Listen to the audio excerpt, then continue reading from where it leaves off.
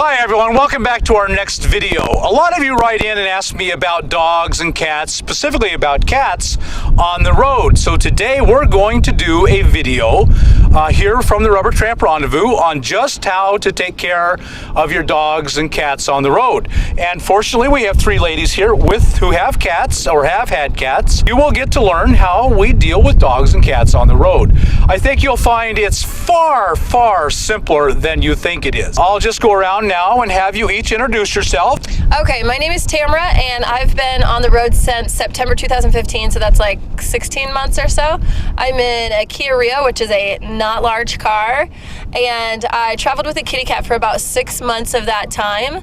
Hi, I'm Mush and this is Tina, and we have been on the road, she and I, for about 2 years now, but I am a serial full-timer. Over the past 25 years or so, I've been on the road about little more than 7 years. I also run realrvliving.com, and Tina has her own page there. So if you want to check out what she has to say about the road, that's where to do it. My name's Donna D, and I've been an animal behavior consultant for over 35 years, and a dog trainer. And I have had both cats and dogs on the road. I brought Tonto today. I've been on the road for 15 years. 9 of those years I have had a dog. I didn't before I was living in a city, and it didn't work out well with a dog in a city. But since I've been on the road, I've had one for 9 years. And there are some special issues that I've had to face, but they're all easily overcome. Let me say, the one thing I decided right away was I would give my dog his best possible life. And how that turned out was by giving him his best possible life, I gave myself my best possible life. If it was too hot for him, guess what? It was too hot for me. And if it was long and boring for him, it was probably long and boring for me. So I just gave my dog his best possible life, and in that process, I gave myself my best possible life. So that's what I recommend, that you have a dog and a cat. And by caring well for him, you'll actually be caring well for yourself. We'll start out with the biggest one, most of your biggest fear, and that's how do you deal with heat? If you have a dog, it's 100 degrees outside, and your rig, you're in a car, van, or an RV, your RV, it's going to be 100 degrees. What do you do about heat? We were down in Slab City last year when it creeped up into the mid-90s, and she got hot, and honestly, I put her in the bathtub and wet her down. I did the same thing with her that I would do with me. We used an ice pack last year, and I just put it in her bed, and she laid on top of it. I learned a long time ago to carry something like this. This particular one is reflective, and I think there's videos of Bob, and he uses similar sort of things to make shade for his van. And I put this on a dog exercise pen to stop some of the light. I have some USB type small fans that I can use inside the trailer to put right on the dogs where they're sleeping. And I'll also take wet towels, wring them out really good, and let the dogs be on those. I'll also wet the dogs down. Dogs tend to sweat through their feet and their tongues, and they don't sweat a lot on their body. So it's really important to keep their feet moist. So if you can do nothing else, keep their feet moist. And the same with cats, you can keep their feet moist, and it'll help. If they don't like water, it helps them quite a bit. So let me go ahead and hit a couple of ideas on insulating and keeping your dog cool. One is you can super insulate your van and actually try and run air conditioning off of solar. All you have to do is keep the van cool during the day while it's hot or while you're at work. And if you super insulate and you ran it an hour in the morning, an hour in the afternoon, that would probably work. That's one option. Another option is to put, if your dog likes water, some dogs do, most dogs don't, but some do. If you get a kiddie's pool and fill it with water and towels, and put just a bit of water in there and some towels, and the towels get sopping wet, and then the dog can lay in it and walk in it and get his paws wet. If he will lay in it and get his tummy wet, that will go a long way towards cooling off a dog. Another option is you can make a ice cooler chest fan with a fan. So you can buy them already made, or you can take a cooler, put ice in it, cut a hole on one end, that will hold a fan that blows in, and on the other end you put another hole and a like a dryer vent hose that goes in that. You run the hose to your dog's kennel, keep your dog kenneled, cover the kennel with a towel so it stays cooler, turn the fan on, and it will blow cool air on your dog while he's in his kennel. The best solution is what I do. I just simply am a snowbird and I move into cool weather. That's really the way to go. If it's too hot for him, it's too hot for me, and I'm just moving on. Next question would be your cat in particular running away. Do you keep it leashed? Your dogs, do you worry about them being leashed? So I trained Luna Cat right off to come to my call because she recognized that as the dinner bell, you know? So like whenever there was food, I did a particular call. And so she was really good about coming to my call. So if I was out, you know, hiking around or hanging out in the desert or what have you, I would, you know, kind of keep an eye on her. And if I couldn't see her, I'd call her and she'd come back around. But I would let her go and explore and stuff like that. Depending on where we were and what the situation, sometimes I would put her leash on a really long P cord. I would have a really long P cord and she would, you know, climb up a tree and kind of be hanging by her harness, and then I would go get her down and we'd do the whole thing again. Probably my biggest fear would be that Athena would get loose. I walked her over here without a harness on, and that is just, it's a scary thing for me. If I have to transport her to the doctors, she goes in a collapsible carrier. I've gone, again, I like the collapsible accordion type metal dog yards. And if you take a white sheet and put that on there and tack it all the way around, a cat usually won't even try to get out. They'll just stay in it, and it gives them shade. One of the decisions I had to make right away was what was I going to do about dogs running on and off leash. And this is what I decided, and some of you are going to really be angry about this, and I'm sorry. It's a decision I made and I'm going to stick with. So the decision I made was I wanted to live an unleashed life. That's why I moved into a van. And I realized that meant I probably wasn't going to have health insurance. I was going to be at more risk on a regular basis. And so my life expectancy could very well be reduced. And that was something that was acceptable for me, and I embraced that. So I had to make the decision on my dog. Would I keep him leashed all the time and extend his life, and possibly shorten it by being off-leashed? I made the decision that if he could speak and reason, he would choose to live a shorter, unleashed life, just like I would. And so my dog is rarely on a leash. He's on a leash here at the RTR only because we're surrounded by 500 people.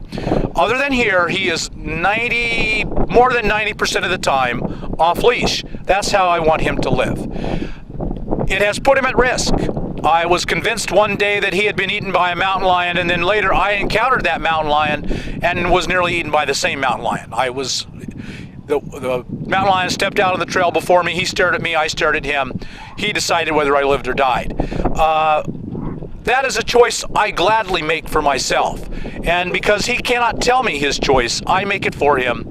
I make the choice that I will risk losing him early, and it is a risk, and allow him to live a free, unleashed life.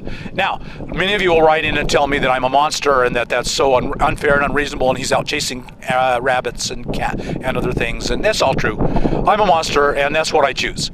And I simply accept the monstrosity that is Bob. I decided my dog would live an unleashed life, even if it meant a shorter life, and that which would utterly crush my heart and break me, but that's what I wanted for him, and that's what he's always gotten.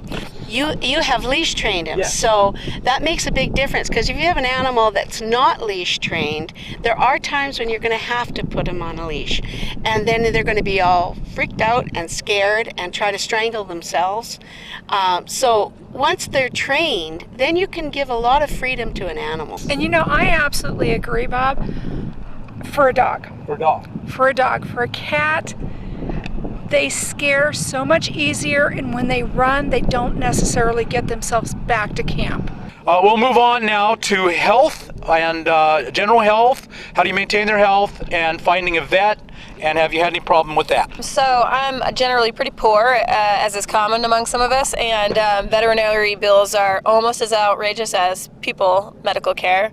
And so when my Luna Kitty had a problem, which she did, she had worms, I treated her kind of the way I would treat myself. I wouldn't go to the doctor, and so I didn't take her to the doctor. I did research, and I used herbs and plants I looked into the medicine, and then I did further. The medicine was very cheap, and you could buy it at Walmart, but I researched it, and the people who had did it said it made their cats very, very ill for a couple of weeks before they got cured of the worms. And so I just looked up some DIY herbal remedies, plant remedies, and it fixed her up really quickly, and she was a happy cat in no time. As far as medical care, she has a doctor back where she was born, and she sees that doctor about every 1 to 2 years. If we were to have an emergency, I would most likely take her to a PetSmart store with a Banfield medical clinic. It is a good idea to get your dogs all vaccinated during their first year of life, and then you probably only need it at about age 5, unless there's an outbreak. And you can always find out from your vet or from vets in the area if there is a problem with an outbreak. And if there is, then you might need to revaccinate. The other thing is to feed your dog well and to use good quality water for your dog, even though they'll probably drink out of mud puddles. Valley fever is a disease that is very specific to the desert Southwest. It's a fungus that grows in the desert soil.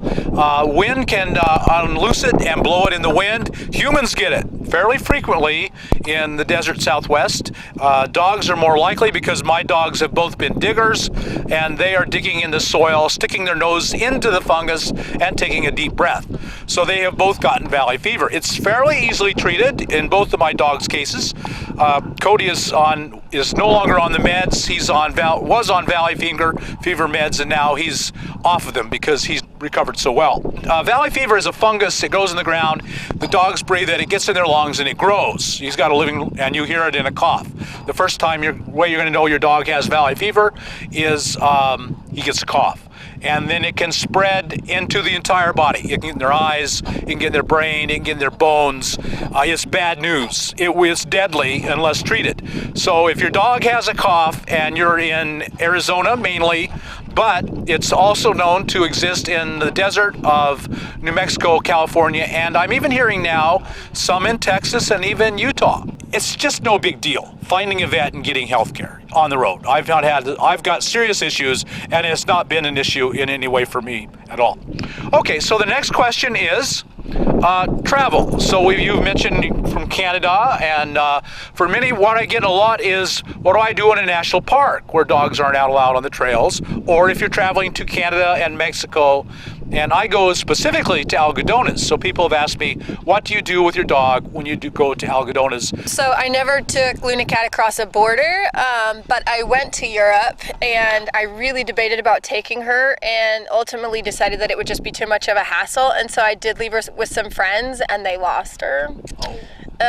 So that's not helpful to anyone, but that's my sad story. So as far as traveling, if I were to go to Mexico, I would not take her unless I was planning to stay for an extended period of time. If I was just crossing the border at Algodones or Tijuana or something, she'd stay in the rig. And I would probably, depending upon the year or the time of year, have her stay at an RV park so that I'd know that she was cool enough. When I go across the border, I have to get the rabies shots to come to America. I will plug in at an RV park if I'm going to leave the dogs to go do sightseeing for a day or something. So let me tell you my thoughts on travel, because I've traveled extensively with my dog. I go to Algodones. Let me answer first Algodones.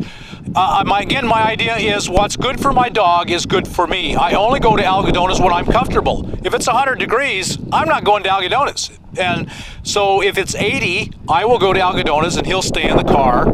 I never take my dog into Algodones because it's easier to walk. Algodones is a walk-in, walk-out deal. And so he stays in the car a couple, 3-4 hours at a time, and then I come in and out, and that's about it. Going to Canada, I've not taken them into Canada, but you do have to get a health certificate, both going in and out, because they're only 30 days, depends on how long you're gone. Not every vet can issue a health certificate. The vet has to be USDA approved. My dogs all get vaccinations when you need them. And let me offer one more thing about vaccinations. I had a family emergency and I had to fly. And I had a dog, and so that meant my dog had to be cared for. I didn't have any friends nearby, and so I was going to have to board him while I flew. They weren't going to take him without a bordella. It's coughing disease. Dogs get it when they go into a kennel, and so it's one that prevents that, and you have to get it every year. And so I've made a point that he always is current, so that if an emergency comes up, I have to fly, he has to go to a kennel, he can. National parks are a problem because they do not let you take your dogs onto their trails. The rule almost always in a national park is if your car can go there, your dog can go there. Well, your car can only go a very few places in a national park. So they sometimes will have trails specifically assigned to dogs, but most of them don't. So you're kind of limited in your traveling with a dog in a national park. Again, my life revolves around my dog. I'm only in the national park when it's cool. If it's too hot for me, it's too hot for him. If it's too hot for him, it's too hot for me. I just go in the shoulder seasons and I do my hiking then. When hiking in 80 degrees is 1,000 times better than hiking in 100 degrees. And I go to Zion in particular, and I've been to Yosemite in the off seasons. I much, much prefer it. Everyone wins. Every national park I've been to has a little town outside the national park. It's a tourist trap where they're getting your money. And so I have found that they will all have a boarding kennel, and you can board your dog if you want to go for an overnight hike. So there is a way around that even in the national parks. So we'll go to our final question then, which is, what is it? It's about jobs. How have you had jobs on the road with your pet? Can you have a job on the road with a pet, and how do you deal with that? I don't work much, but when I do, I teach primitive living and wilderness survival skills. So if I'm doing a day class, that's no big deal. I just do the same thing as with anything else. Bring her with me, let her run around, put a long, P cord on her leash, or just check on her every, so often in the car. But I also work as a backcountry guide, so that's days or a couple weeks at a time. And in which case, obviously, she can't come with me. I wish she could. So I have left her with my grandparents, who live a couple hours from where I go out. And I'm a technical writer. I do that online. I do that with clients. I'm also an accountant. If things got really tight, I might take a temporary job. If I were to do that, I would leave her in the RV at an RV park. So on the issue of jobs, I have worked with my dogs, and again, it's the exact same thing I've been saying all along. I planned my life around my dog. So when I needed a job and I wanted to work, I got a job as a campground host. My dogs have all been well behaved. They can always go anywhere with me. And so when I was a campground host, I made rounds. My dog was with me on a leash. I would walk around the campground. The kids would see the dogs. They'd come out and pour in and pet him and love on him. And he loved it and they loved it. And so I got a job where I could have my dog no problem. And I thought about getting a job at a big box store or Amazon or the Beet Harvest, but that would make my dog miserable. And again, if it makes my dog miserable, it would probably make me miserable. It's a pretty tough decision. I didn't have any problem with campground hosting, and I suggest you do that, and that will work really well for your dog. But everything else does become a little bit problematic. So I think what we'll do now is we'll just go around. You can say your last thoughts. I was really surprised that it worked, and I never would have planned this situation if she hadn't, kind of found me, so to speak, and claimed me. Can you do it with a cat? Absolutely. Should you do it with a cat? I think that depends upon your commitment level to the animal. As far as animals on the road, I think they have a better life than most animals in town, because most of us on the road have a lot more free time to spend with them. Well, thank you all so much for your time and your energy, and I really appreciate your sharing your stories and your cats and dog stories with us. That's all of those very interesting. So as you can see, it really is no big deal. If there's one lesson I want you to get from this video, it's no big deal. Every problem has an easy solution or a reasonable reasonably easy solution. And I believe my dog has won the doggy lottery in life. He wakes up 364 days a year in a national forest or in the desert. He runs outside. He has this wonderful, free, easy, unleashed life. And so I can honestly say to you, I give my pets the very, very best possible life from the very bottom of my heart. And I believe that's true of every person here. You know, how we just love our pets, our cats and dogs. So don't you think so too? And so I think Cody's happy with his life, and he's happy with me. And you can have a good life too. Give your dog and pet the best life they can have, and you'll both be so glad to have each other. So I'm glad you joined us, and I hope you got something out of this this short, long video. I'm sorry about how long it'll be, but I think there's some good information for you and some hopeful information for you. And so like us on YouTube and tell all your friends, share us on your social media, and we'll be visiting with you next time. See you later.